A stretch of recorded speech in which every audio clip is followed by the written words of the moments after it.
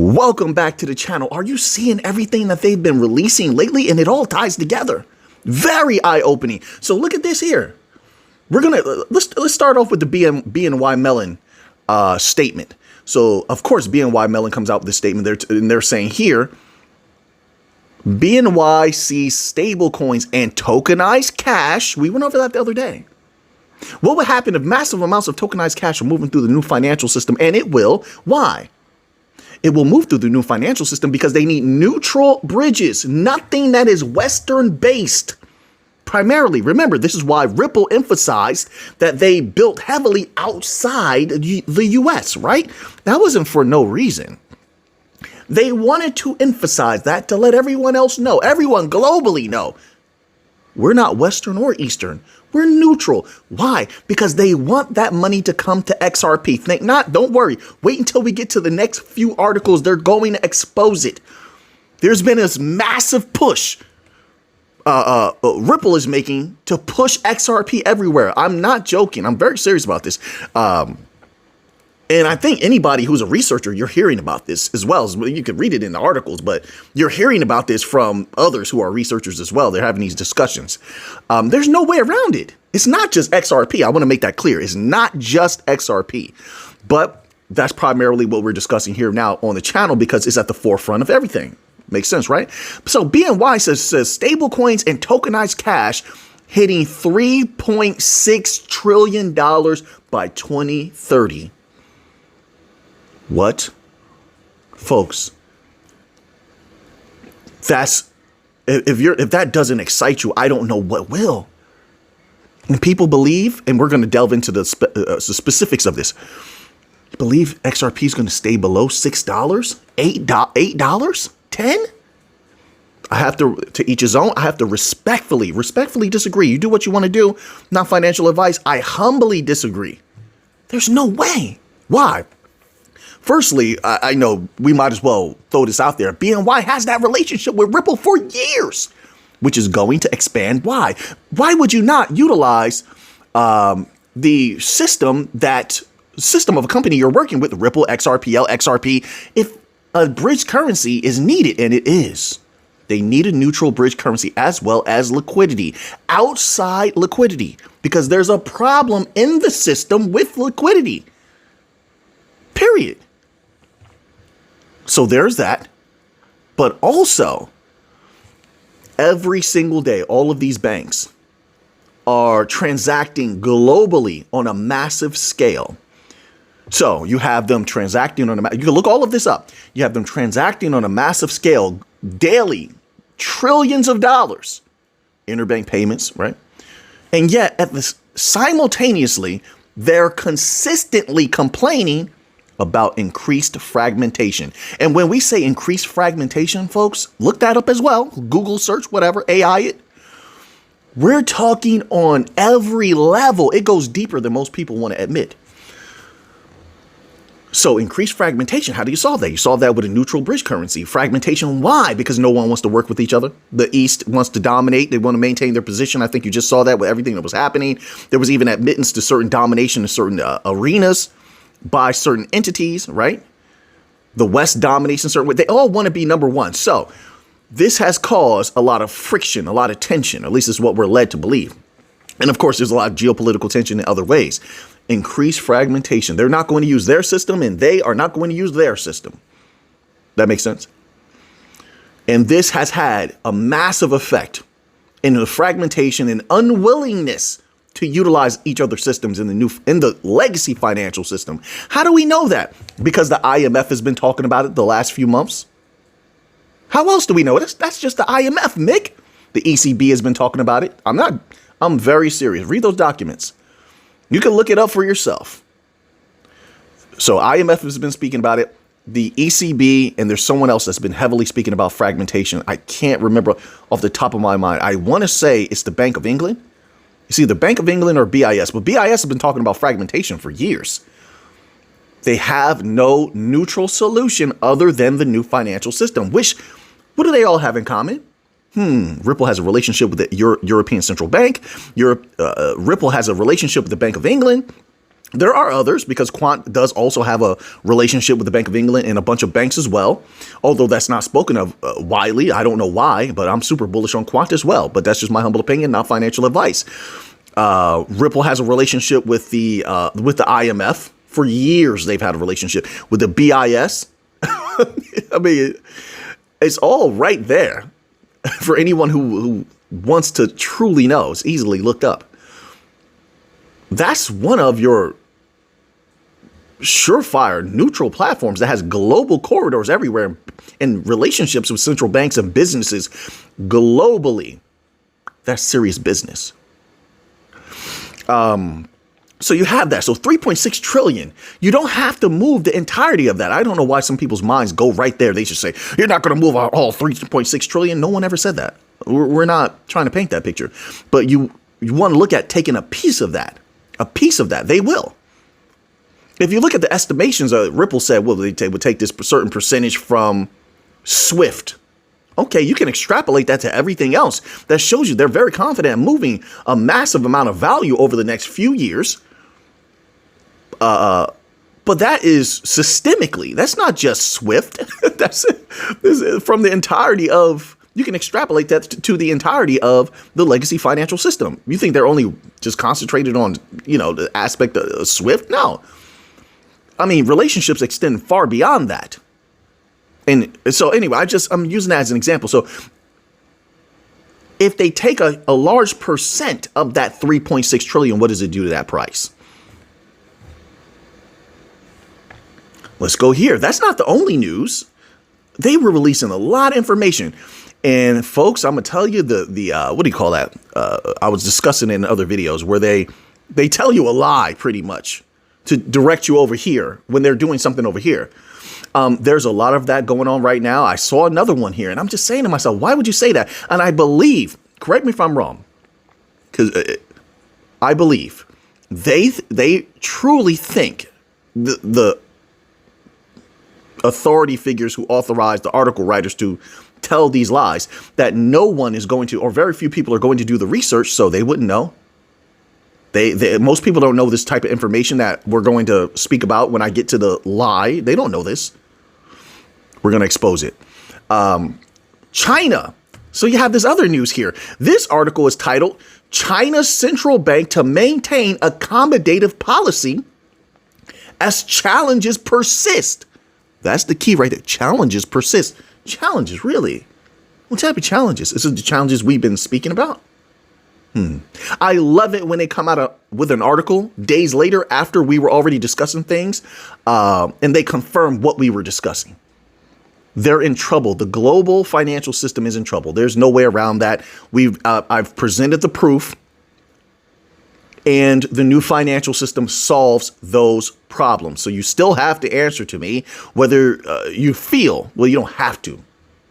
But I had asked the question, do you feel like it's just incompetence that allowed them to arrive here? Or have they rigged the system so they can profit on his downfall? Well, they profit on his rise, and they will profit on his downfall, and they will profit on the institution of the new financial system, and they know it. Maybe it's that. This is what it says here, folks. Listen to this.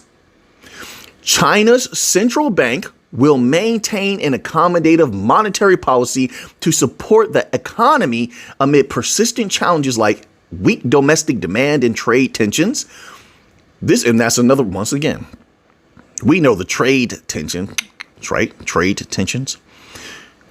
That's one reason why there's going to be continued fragmentation, and the new financial system will feast on the legacy system. In my humble opinion, it says this includes keeping liquidity ample. Right. Expose yourself. What do you mean keeping liquidity ample? Let me ask you a question. I've been bringing this up. I've been referencing you. Did you look it up? Did China recently do any stimulus? Huh? If so, why would you do stimulus? What are you lacking that you had to do stimulus to remedy? Right. You see where this is going? Folks, don't let them bury it.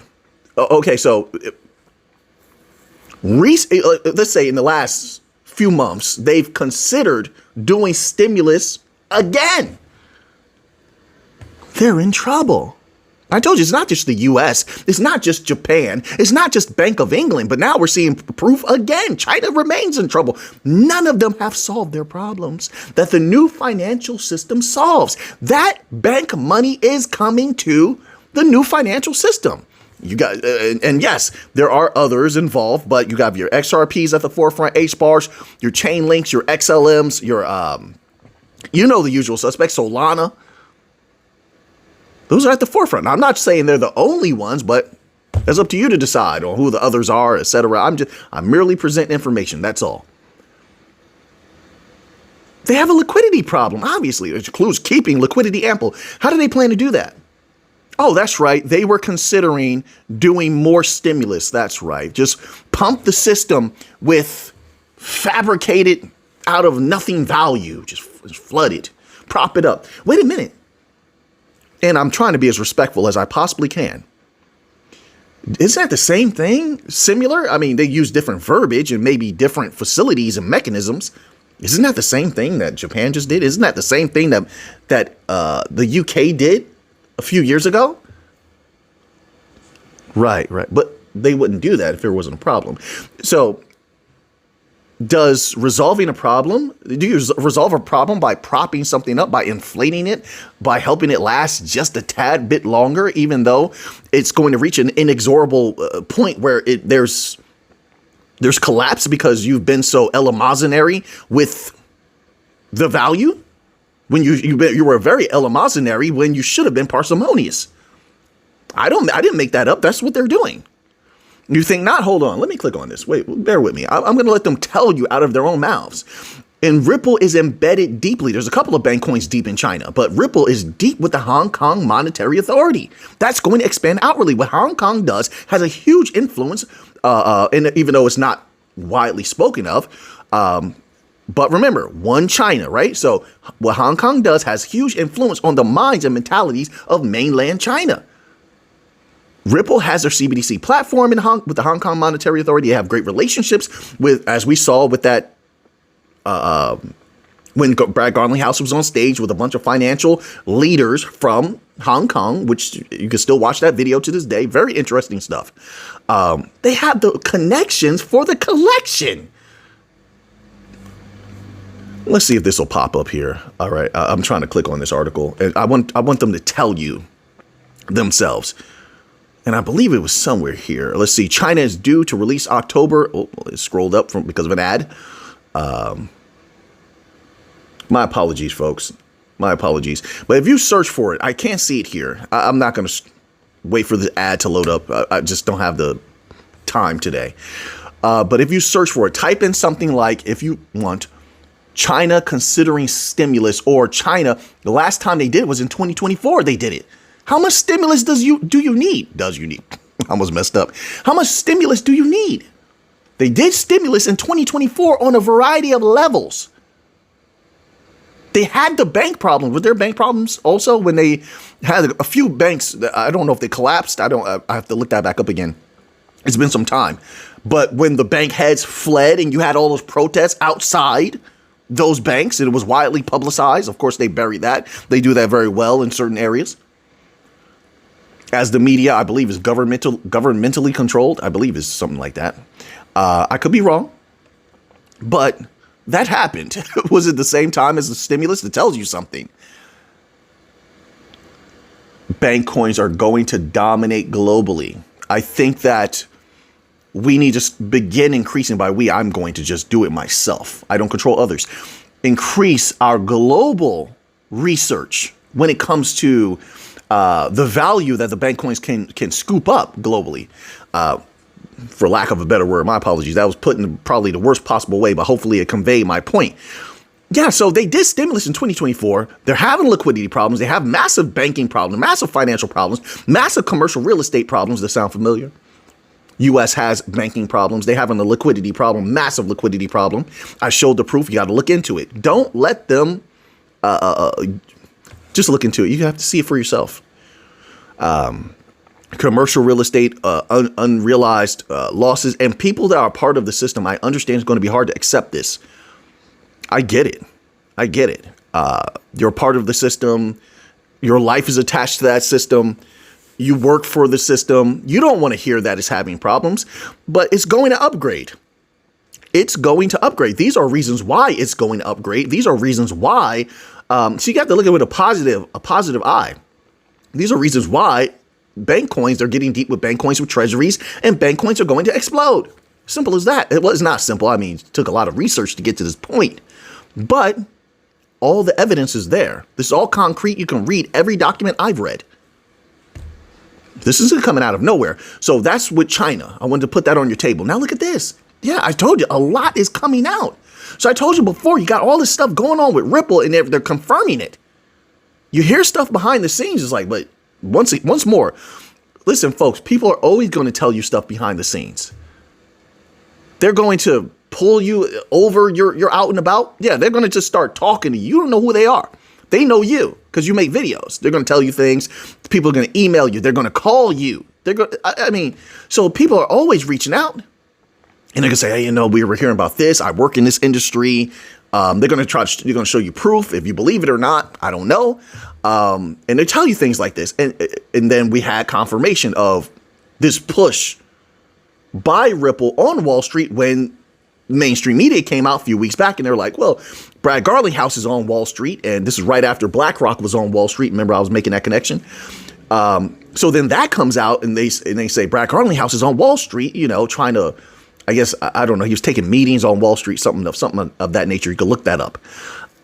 Now you have this article coming out today, and it says Ripple's $4 billion push into Wall Street, how Brad Garlinghouse wants to rebuild finance with XRP. Folks, and this here is very interesting. From Yahoo, this is from Yahoo Finance. It's on finance.yahoo.com, okay? This is very interesting. It's like, wow. It's very rare that they come out and just write something this positive about XRP and tell the truth about XRP. In Ripple's push of XRP, lately they've just been talking about RLUSD, which is just a Trojan horse in my opinion. But let's scroll down here. Look at this. I was actually flabbergasted. Like, wow, they're actually allowing this on a large mainstream source, the truth of XRP. Look at this. And they're first key takeaway, Ripple Labs is executing a major $4 billion investment to push to expand beyond cross-border crypto payments and into mainstream Wall Street finance with XRP. Folks, and listen, folks, you don't have to believe anything that you read. I'm not saying that. I'm not saying this is the be-all, end-all. Yes, because this article said it makes it true. No, I'm not saying that. But we're considering things as we do all things. We're just considering it, measuring it. They all need liquidity. They all need bridge currency. And I'll tell you what, they need external liquidity pools more than anything right now to insulate themselves in the same way that, so I will put that idea, that concept into the same box with gold. It protects them. The liquidity is you can create liquidity pools for a variety of different reasons, but one of them is to insulate yourself and protect yourself. So when liquidity is needed, you don't have to rely 100% on an external entity, exempli grati, the Fed, right? exempli grati, e.g. the Fed. The Fed is highly questionable right now. I tell you, I don't know how far that will go. We'll see. Times change. Time changes the stone. No matter how solid it looks, change is the only constant. So this idea that the system that's set up now will just go forever, and I've felt this mentality from a lot of people, is ridiculous. Nothing lasts forever. No.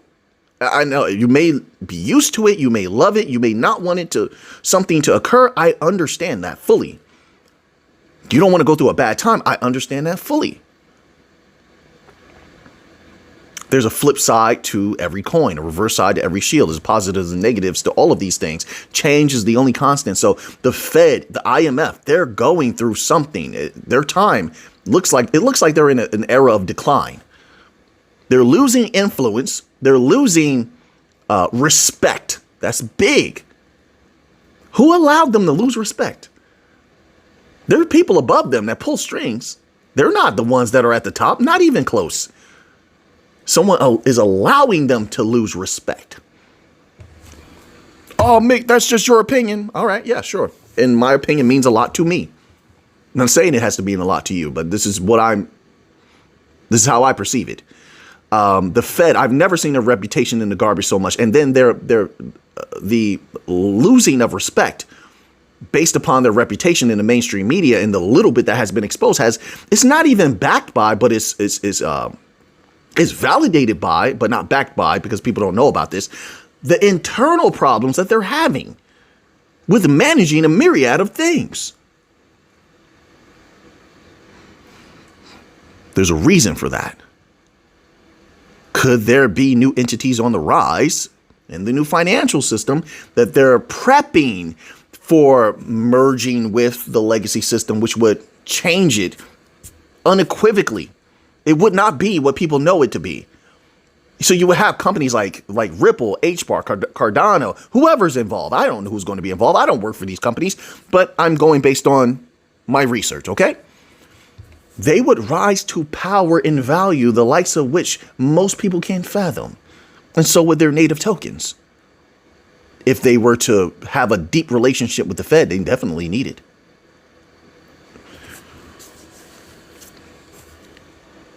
If they have a deep relationship or replace the IMF is in an even more precarious position.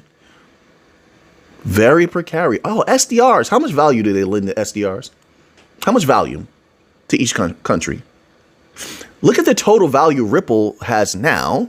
Not to say that it would use all that value. I'm just saying take a look at it as a whole. So then you could, use your reasoning to say to yourself, wait a minute. The IMF makes suggestions after they issue loans. That's it. Pretty much. Like, that's it. And yes, they had 10 different banking meetings. So what? Who cares? That's inconsequential in my humble opinion. I bear witness to so many of those meetings. You can watch them as well. They're very boring. They're not filled with a lot of very intellectual information. Just not. They're not the ones. They're not the number crunchers. They're not those bank leaders. There's everyone else. So, they tend to get together and don't have a lot to say. Ripple could do that. Ripple could lend and make suggestions. SDRs, XRP, what's the difference? What's more powerful? What's superior? Who's more fair, viewed as fair? A true neutral platform or a Western-leaning entity like the IMF? Who's in a better position to dominate in the future? I'm just asking questions. And Ripple on every level is Ripple, SBI, Uphold, all of them. Don't let any of them. There's so many companies. The treasury companies now that have XRP as a treasury. Don't forget any of them. They're all incentivized to increase the price of XRP because they benefit in a variety of ways. Yeah. If you like this type of information, you made it this far, take those powerful hands and hit that like button a few times if you can. I appreciate it. I'm like, oh, I see that the like button going up. I'm like, oh, thank you. You can't hear me, but I'm saying, oh, thank you. I appreciate that. I'm ready to go hard for them again. Work hard. It gets me fired up, motivated. Hit that like button. Why not? I'm going to ask. All you can do is say no or just not do it. But I'm going to ask, right? One should always humble themselves. You notice the greatest of people were humble. Plato, Socrates, Parmenides, Plotinus, Einstein, Lewis Latimer's humble, right? Humble. Let's go here. So $4 billion, Wall Street. So this continues. So in 2025 alone, Ripple acquired, and then it goes into its acquirements, which there's going to be more. They talk about hidden road, rail, G Treasury. They've done a lot. It's interesting. Why didn't they? Let me ask you a question. Why didn't they acquire a bank yet? Like the UK companies are thinking about doing to get in deep in the US. They don't want to go through all the rigors of all these applications and long times. They said, no, we can just buy a bank. Why didn't Ripple do that? Are they holding off? You think they don't know about that? Of course they know about that. Why didn't they do that? That's a good question. It'll lead you down some interesting paths. What are they waiting on? They don't want people too bullish. Maybe they don't want them too bullish. Is that it? What's a skinny account with the Fed? What's the difference between a skinny account and a regular account? Did you ask that question? Because I definitely did. I definitely looked it up. Why'd they even consider the skinny account? I discussed that in one of the other videos. Why? It's getting deep. It's okay. Listen, some people can swim in deep waters. You and I can. It's not for everybody. What's the benefits of that skinny account? Huh? Does it protect them from something? What does it protect them from? What does it protect them from? Did you watch that video? Right. It's a setup, in my humble opinion. All right, so let's get off of here. You think that's it? Let's go here. I have so much today. My word. Should we do a little bit more? Or should we have another one? But this one, see, I don't want to. We would have to go very deep with this one. Maybe I'll save this for the members only section. This next article, I'd be here for another 20 minutes. You have to go deep with this because it deals with the intricacies of the series entities that move money around the world. I'll just put it that way. So let's go here to a little bit of Bitcoin news. Just a little bit of Bitcoin news. All right. So it's showing here current price at the time of this video. If this is updated properly, I don't know if this, it's showing $102,549. Let's see if that's the actual current price of Bitcoin. I just want to make sure because sometimes these websites don't update frequently, right? Current price of Bitcoin. And I'm trying to be very careful not to hit this microphone. It will give me problems. It's an old microphone now. Yeah, as time goes by very quickly, does it not? Okay, so according to Google, you always use Google, mate. Yes, I'm used to it now. That's my favorite one. It says, so according to Google, it says it's $102,639.60 at the time of this video, which once more, this video will be released hours and hours later. Make sure you check up on the price for yourself to see the current price. All right, because whatever it is now, it probably will not be that hours and hours later when this video is posted. So let's go here back to the Bitcoin article. This article is titled Bitcoin price prediction is BTC coiling under $108,000 for a breakout attempt. If those articles that came out the other day, when we took a little bit of a break yesterday, didn't tell you a lot, where BlackRock is still bullish on it, ARK Invest is still bullish on Bitcoin, and I know why. We know why. We're not worried about this little activity here. I know there's manipulation, in my humble opinion. There's manipulation going on here. They want certain businesses to get in. They have to make it delicious. Bait in the water, folks. You want a bait that a fish is not going to bite, or you want to make that thing delicious? They have to eat it. It's shiny. It catches their eye. Right. When that price go down, you don't think it's catching the eye of all these businesses they want to get in to Bitcoin? When BlackRock, they had that article about BlackRock. When BlackRock went to Wall Street, which was right before Brad Garlinghouse suspiciously also went to Wall Street. That was suspicious, but whatever. You don't think that they said that they were attempting to get more businesses from Wall Street into crypto. That's what they said. That's what all the mainstream articles said a couple of weeks back. You don't think that they were literally trying to push these entities into Bitcoin? What? BlackRock is a moneymaker. Of course they are, in my humble opinion. I don't know BlackRock or anybody there. It's just my humble opinion, all right? Okay, so here we go. So the summary, Bitcoin price is hovering around $104.5 thousand, trading in a narrow range below $108,000 resistance after weeks of macro-driven volatility. Next bullet point, reduce intraday swings, easing minor selling.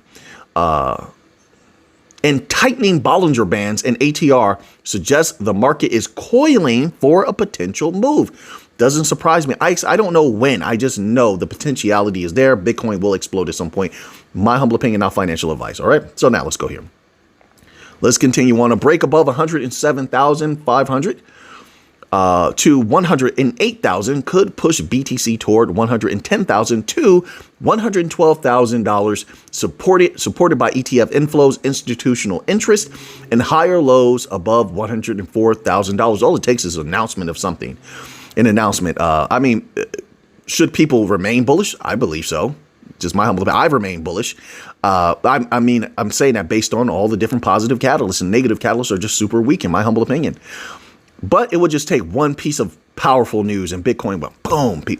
I won't say people. I got to stop doing that. Businesses. That's who took over. They took over. They'll jump in, start scooping some up, knowing that the price is going to explode. In my humble opinion, we'll see. But we are seeing healthy resilience here at these levels.